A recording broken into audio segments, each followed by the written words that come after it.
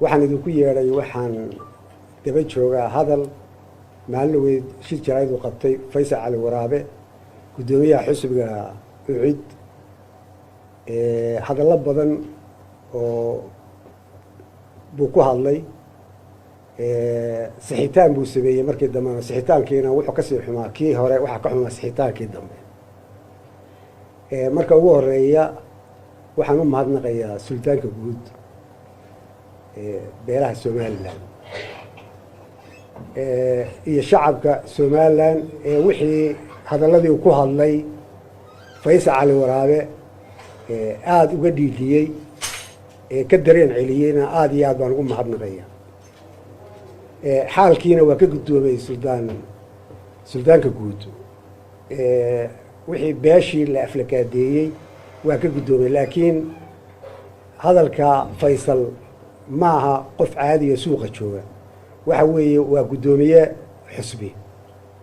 oo xisbi qaranku leeyahay ayuu jooga marka hadalladu ku hadlayna hadallo loo dul qaadan karo ma ahayn hadallo anshaxa ka baxsan buu ahaa hadallo gef buu ahaa aniga shakhsiyan wuxuu iga sheegayo waxba kama qabin yani waxa weeye kursi baan fadhiyaa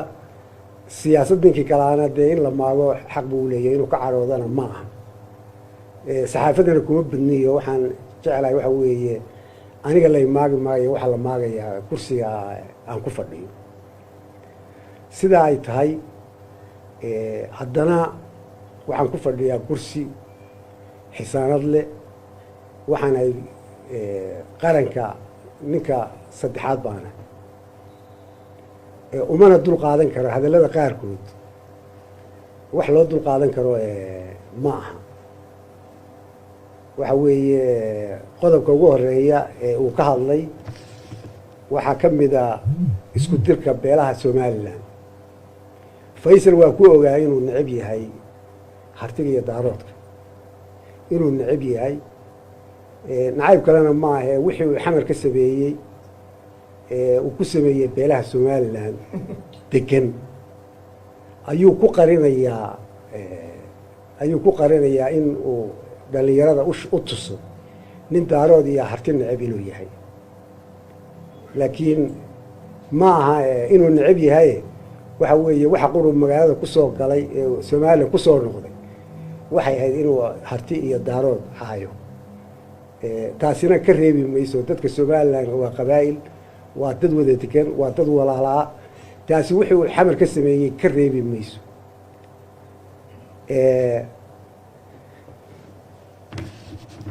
wuxuu yidhi ugu weyneyd waxa weeye wixii kale markuu wuxuu ka hadlay meesha la yidhaaho Puntland waxaa isku haysta madaxweynaha iyo madaxweyne ku-xigeenka is haysta waa wax iyaga ka dhexeeya wax isaga ugu jira dhexgalkiisa ma ay jirin oo ka khuseeya laakiin fidmo uun buu rabay inuu meesha dhex dhigo hadalkiisana waad maqlayseen oo wuxuu yidhi soo eri sida ilmo yaroo u shaqeeya meel soo eri buu yidhi afka toogana madaxana ka goobuye nin dan oo xisbiya inuu yidhaha qof madaxa ka goo waxa weeye waa dembi qaran weeye danina uma u hiilinayne wuxuu doonaya uun inuu isku diro labadaa beelood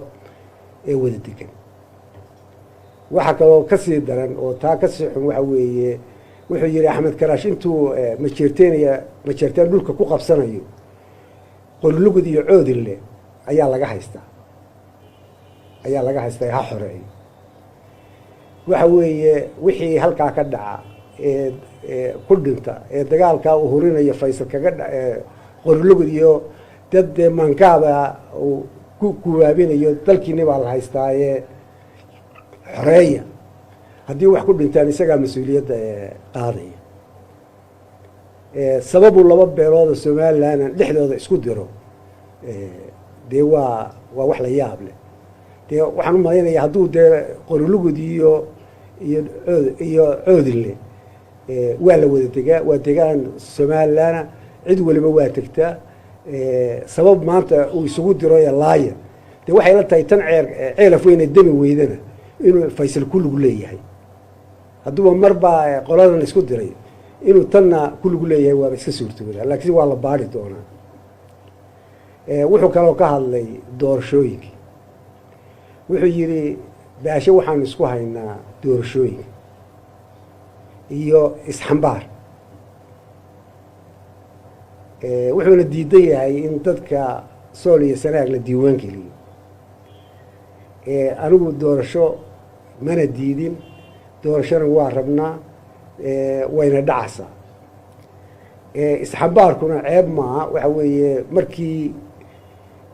doorashada golaha wakiiladu dhacaya waad ogeydeen oo puntland baa haysatay laascaanood, meel dowlad kale haysatana doorasho lagama qaban karo. laakiin wuu ogyahay golaha deegaanku in markii puntland laga saaray golaha deegaanka toos loo soo soortay oo deegaanka laascaanood fadhiyaa doorasho toosay ku yimaadeen. anigiyo faysal doorasho iskuma hayno. aniga faysal waxaanu isku haynaa waxaanan anigu shaqo ku lahayn oo golaha oo dhani qabeen oo markii $21,000 ayaa saddexda xusbi mid waliba $21,000 baa la siinayay si xusbiyada loo kobciyo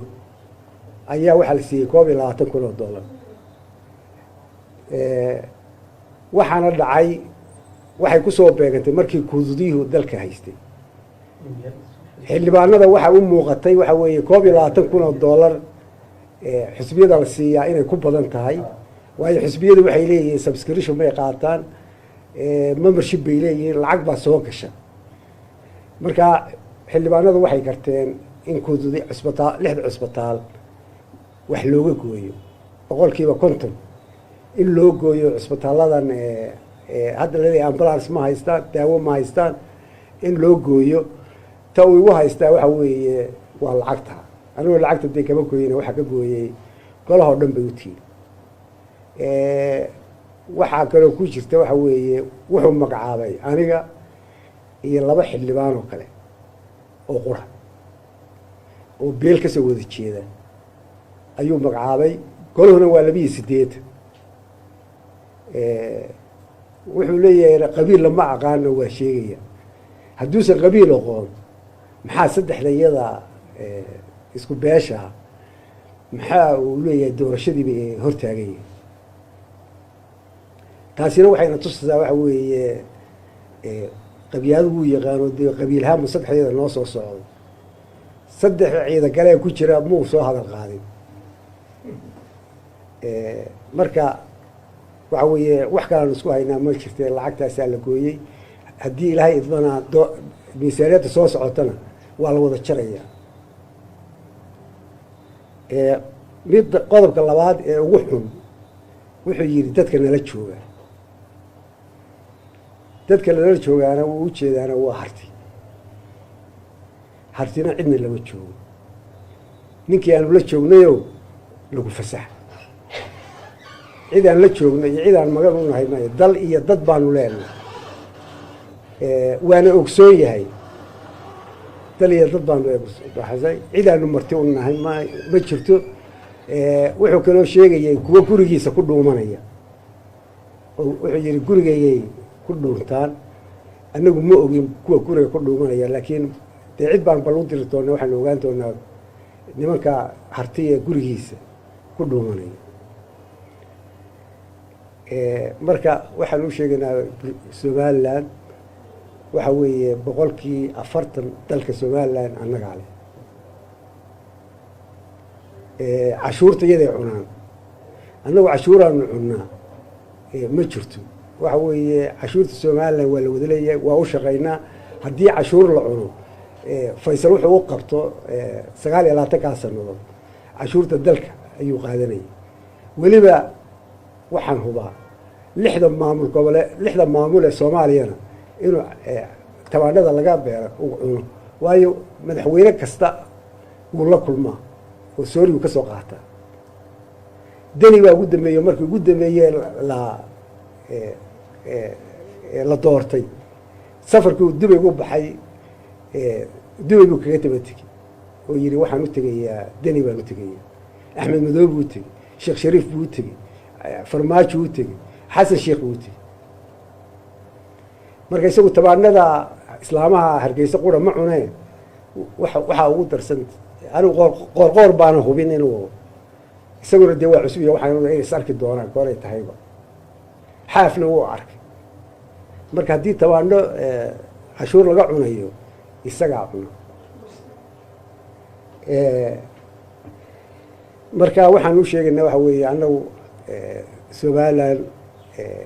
haddii cashuur la qaadayo waa u shaqaynaa shaqadaanu qabanaanuna ku qaadanaa isagu se 29 weligee xafiis ma fadhiisan intaana lacag buu cunayay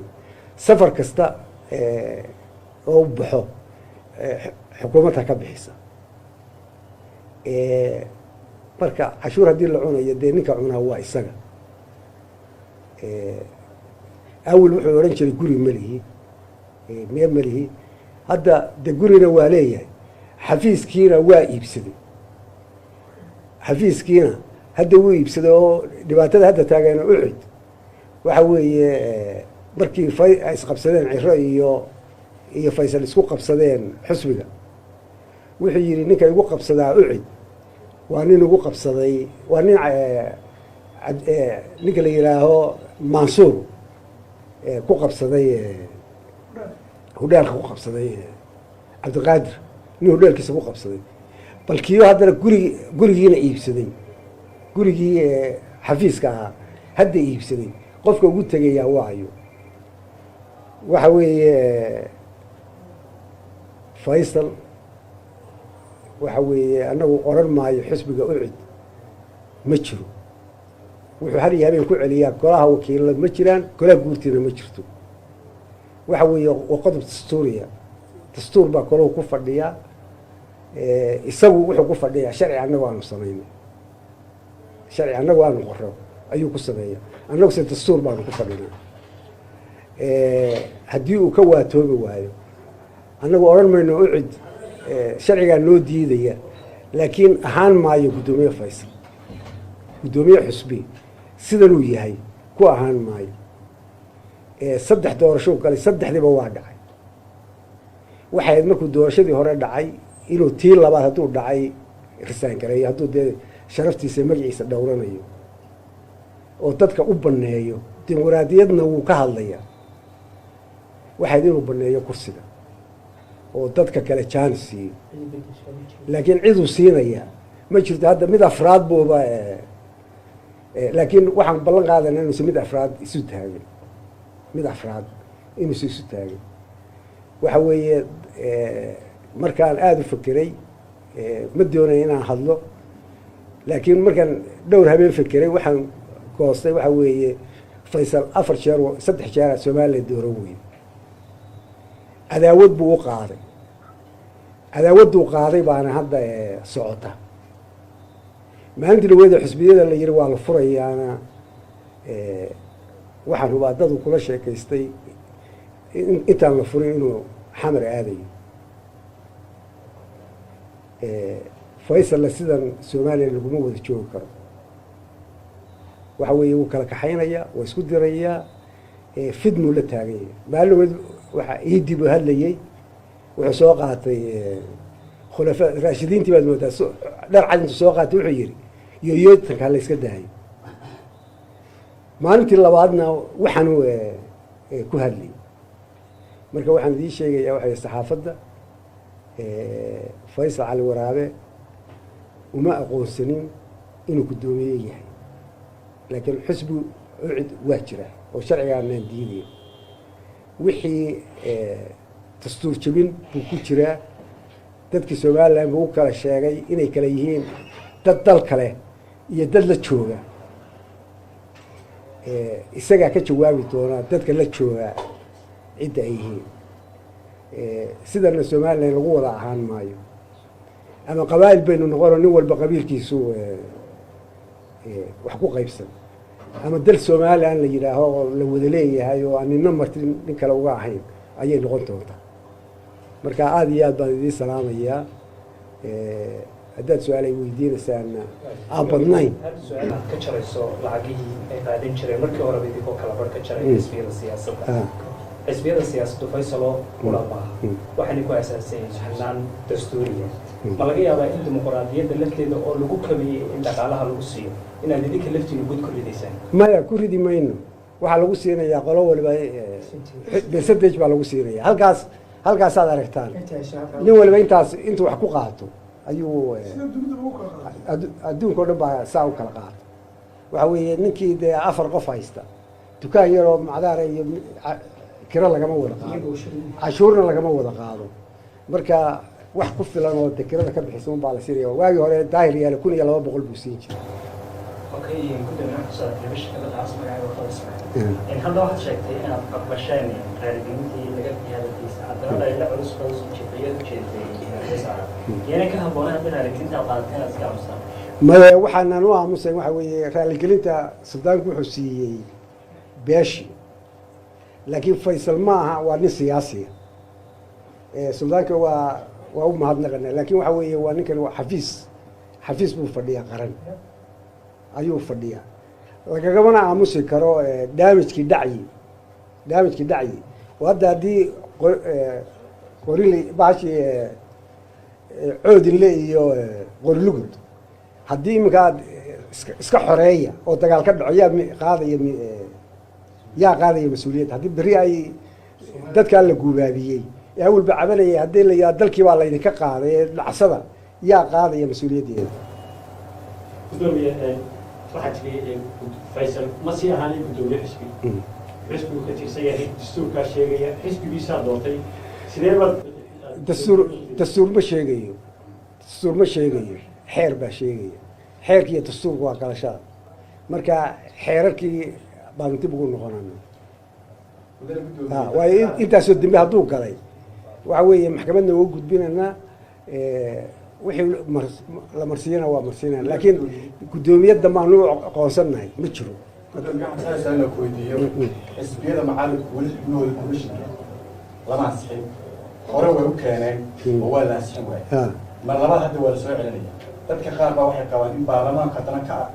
intuu la ficiltamo fays dib loo celin doono iyadoo gacanta ay ku jirto xildhibaanada haddana damaanad ma u qaadaysaa in xildhibaanahaas xubnahaas la sii deyn doono waxa weeye anigu ma qaadi karo maya axmed cumar waxa weeye xildhibaanada waxa weeye xaq bay u leeyihiin waajibaadkooday gudanayaan faysalla wuxuu cidduu keenay ku xidhan tahay faysal iyo iskuma xidhnaa iyo qofku waxa weeye ballanna lama qaadayo mana qaadi karo waxa weeye marka la keeno haddii la keeno waajibaadka dastuuriga ayaa golahu ka gudanaya hadday ku qancaanna waa asixinaya hadday ay ku qancinna waa celinaya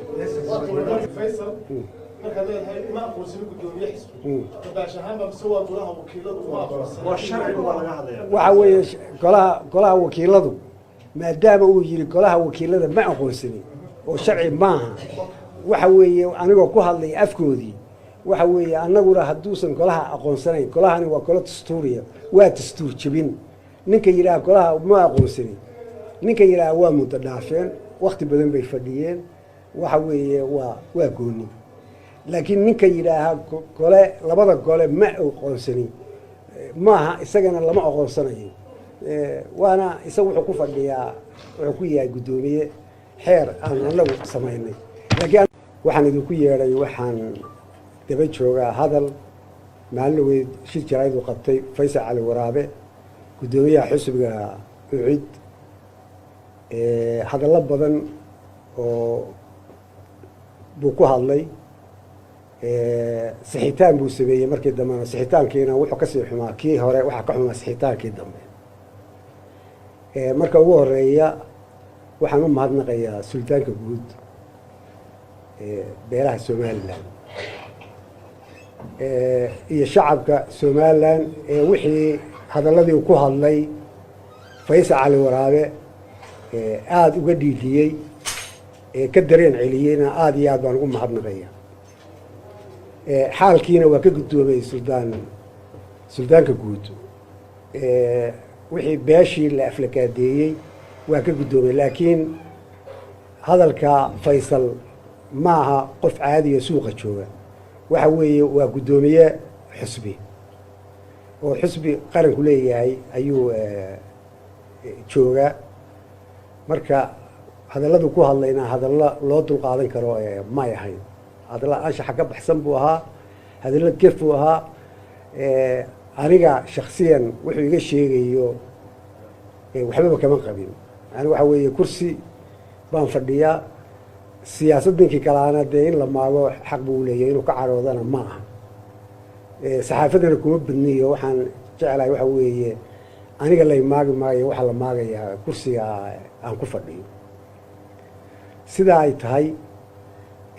haddana waxaan ku fadhiyaa kursi xisaanad leh waxaan ay qaranka ninka saddexaad baana umana dul qaadan karo hadallada qaarkood wax loo dul qaadan karo ma aha waxa weeye qodobka ugu horeeya ee uu ka hadlay waxaa ka mid a isku dirka beelaha somalilan faysal waa ku ogaa inuu necab yahay hartiga iyo daaroodka inuu necab yahay nacayb kalena maahe wixii uu xamar ka sameeyey uu ku sameeyey beelaha somalilan degan ayuu ku qarinayaa in uu dhalinyarada u tuso nin daarood iyo harti necab inuu yahay laakiin ma aha inuu necab yahay waxa weeye waxa qurub magaalada kusoo galay ee somalilan kusoo noqday waxay ahayd inuu harti iyo daarood hayo taasina ka reebi mayso dadka somalilan waa qabaa'il waa dad wada degan waa dad walaalaa taasi wuxuu xamar ka sameeyey ka reebi mayso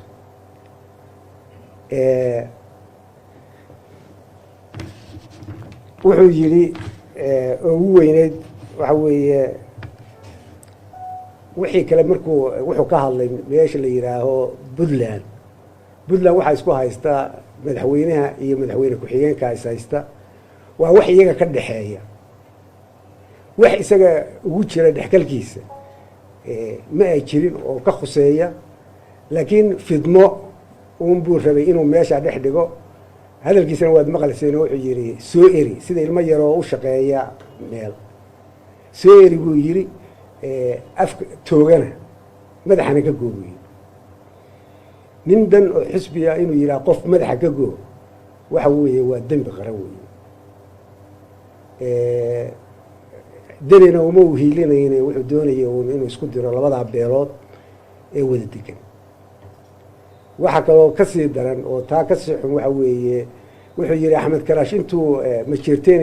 majeerteen dhulka ku qabsanayo qorlugud iyo coodille ayaa laga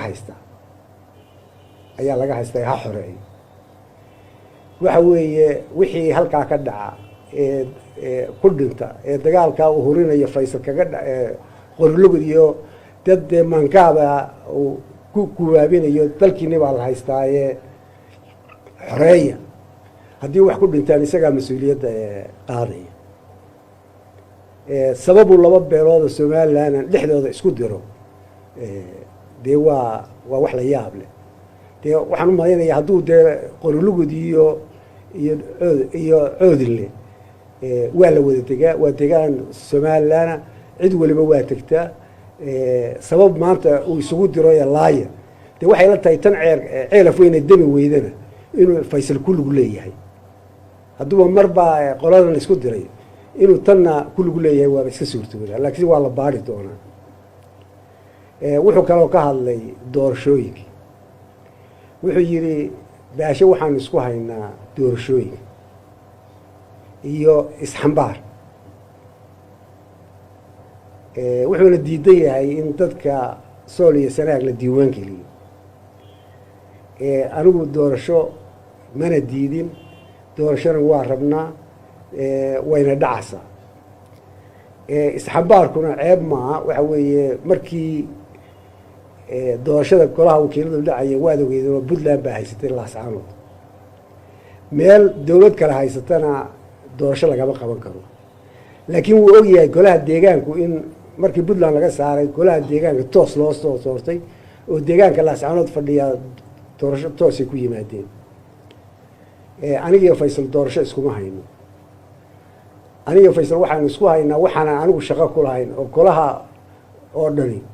qabeen oo markii $21,000 ayaa saddexda xisbi mid waliba $21,000 baa la siinayay si xisbiyada loo kobciyo ayaa waxaa la siiyey $21,000 waxaana dhacay waxay ku soo beegantay markii kuududiyuhu dalka haystay xildhibaanada waxa u muuqatay waxa weeye $21,000 xisbiyada la siiyaa inay ku badan tahay waayo xisbiyadu waxay leeyihiin subscription bay qaataan membership bay leeyihiin lacag baa soo gasha marka xildhibaanadu waxay garteen in kuududi cisbitaal 6 cisbitaal wax looga gooyo 50% in loo gooyo cisbitaaladan hadda leeyahay ambulance ma haystaan daawo ma haystaan in loo gooyo ta uu igu haystaa waxa weeye waa lacagta anigu lacagta dee kama gooyina waxa ka gooyay golaha oo dhan bay u tiiri waxaa kaloo ku jirta waxa weeye wuxuu magacaabay aniga iyo 2 xildhibaan oo kale oo qura oo beel ka soo wada jeeda ayuu magacaabay golahuna waa 28 wuxuu leeyahay qabiil lama aqaano waa sheegaya hadduusan qabiil aqoon maxaa saddexdayada isku beesha maxaa uu leeyahay doorashadii bay hortaagayeen taasina waxayna tusaysaa waxa weeye qabyaaladu wuu yaqaano dee qabiilhaanmu saddexdeeda noo soo socdo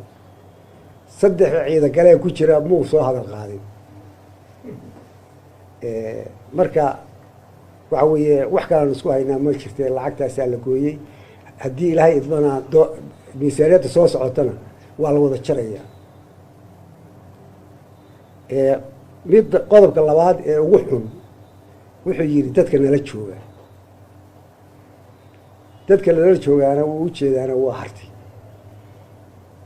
hartina cidna lama joogo ninkii aanu la joognayo lagu fasax cid aan la joogno iyo cid aan magan u nahay mayo dal iyo dad baanu leenahay waana ogsoon yahay dal iyo dad baanu baxsay cid aanu marti u nahay ma jirto wuxuu kaloo sheegayay kuwa gurigiisa ku dhuumanaya oo wuxuu yidhi gurigeeyay ku dhuuntaan annagu ma ogin kuwa guriga ku dhuumanaya laakiin dee cid baan bal u diri doona waxaanu ogaan doonaa nimanka hartiya gurigiisa ku dhuumanaya marka waxaan u sheegaynaa somaliland waxa weeye 40% dalka somaliland annagaa leh cashuurta iyaday cunaan annagu cashuuraanu cunnaa ma jirto waxa weeye cashuurta somaliland waa la wada leeyahay waa u shaqaynaa haddii cashuur la cuno faysal wuxuu u qabto 29 sannadood cashuurta dalka ayuu qaadanayay weliba waxaan hubaa 6 maamul ee soomaaliyana inuu tabaanada laga beero uu cuno waayo madaxweyne kasta wuu la kulmaa oo soorigu ka soo qaata deni baa ugu dambeeye markii ugu dambeeye la doortay safarkii uu dubay u baxay dubay buu kaga taba tegey oo yidhi waxaan u tegayaa deni baan u tegayaa axmed madoobe buu u tegey sheekh shariif buu u tegey farmaajo u tegey xasan sheekh buu u tegey marka isagu tabaanada islaamaha hargeysa qura ma cuneen waxaa ugu darsan anigu qoorqoor baana hubin inuu isaguna dee waa cusub iyo waxaan inay is arki doonaan gooray tahayba xaafna wuu arkay marka haddii tabaano cashuur laga cunayo isagaa cuno marka waxaan u sheegaynaa waxa weeye annagu somaliland haddii cashuur la qaadayo waa u shaqaynaa shaqadaanu qabanaanuna ku qaadanaa isagu se 29 weligee xafiis ma fadhiisan intaana lacag buu cunayay safar kasta oo baxo xukuumadda ka bixisa marka cashuur haddii la cunayo dee ninka cunaa waa isaga awel wuxuu odhan jiray guri malihi mee malihi hadda de gurina waa leeyahay xafiiskiina waa iibsaday xafiiskiina hadda wuu iibsaday oo dhibaatada hadda taagan ucid waxa weeye markii ay isqabsadeen ciro iyo faysal isku qabsadeen xusbiga wuxuu yidhi ninka igu qabsadaa ucid waa nin igu qabsaday waa nin ninka la yidhaaho mansuur ku qabsaday hudheelka ku qabsaday cabdiqaadir nin hudheelkiisa ku qabsaday bal kiyo haddana gurigiina iibsaday gurigii xafiiska ahaa hadda iibsaday qofka ugu tegayaa waayo waxa weeye faysal waxa weeye annagu oran maayo xisbiga ucid ma jiro wuxuu har iyo habeen ku celiyaa golaha wakiilada ma jiraan golaha guurtiina ma jirto waxa weeye waa qodob dastuuriya dastuur baa golahu ku fadhiyaa isagu wuxuu ku fadhiyaa sharci annagu aanu samaynay sharci annagu aanu qoro ayuu ku sameeya annagu se dastuur baanu ku fadhinaa haddii uu ka waatoobi waayo annagu odhan mayno ucid sharcigaa noo diidaya laakiin ahaan maayo guddoomiye faysal guddoomiye xusbi sidanuu yahay ku ahaan maayo 3 doorasho kale 3diiba waa dhacay waxay markuu doorashadii hore dhacay inuu tii labaad hadduu dhacay risaan gareeyo hadduu dee sharaftiisa magaciisa dhowranayo oo dadka u baneeyo dimuqraadiyadna wuu ka hadlayaa waxayd inuu baneeyo kursiga oo dadka kale jaanis siiyo laakiin ciduu siinaya ma jirto hadda mid afraad buuba laakiin waxaan ballan qaadanaa inuusan mid afraad isu taagin mid afraad inuusan isu taagin waxa weeye markaan aada u fakeray ma doonaya inaan hadlo laakiin markaan dhowr habeen fakeray waxaan goostay waxa weeye faysal 4 jeer 3 jeer Soomaaliya dooran weyn cadaawad buu u qaaday cadaawaduu qaaday baana hadda socota maalintii dhaweeda xisbiyada la yiri waa la furayaana waxaan hubaa dad kula sheekaystay intaan la furin inuu xamar aadayo faysal sidan Soomaaliya laguma wada joogi karo waxa weeye uu kala kaxaynaya waa isku diraya fidnu la taagay maalin waxa iidib hadlayay wuxuu soo qaatay khulafa raashidiintii baad moodaa dhar cad intuu soo qaatay wuxuu yiri yooyootanka la iska daayay maalintii labaadna waxaanu ku hadlay marka waxaan idin sheegayaa waxay saxaafadda Faysal Cali Waraabe uma aqoonsanin inuu guddoomiye yahay laakiin xisbu ucid waa jira oo sharcigaana diiday wixii dastuur jabin buu ku jiraa dadkii Soomaaliland buu kala sheegay inay kala yihiin dad dal kale iyo dad la jooga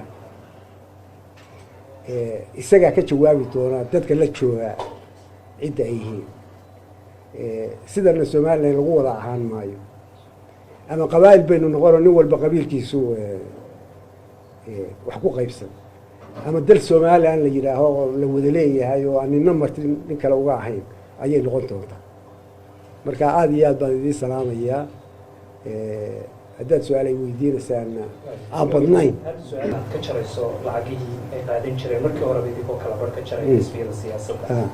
xisbiyada siyaasaddu faysalo kula baaha waxay ku aasaasan yihiin xannaan dastuuriya ma laga yaabaa in dimuqraadiyadda lafteeda oo lagu kabiyay in dhaqaalaha lagu siiyo inaad idinka laftiina guud ku ridaysaan maya ku ridi mayno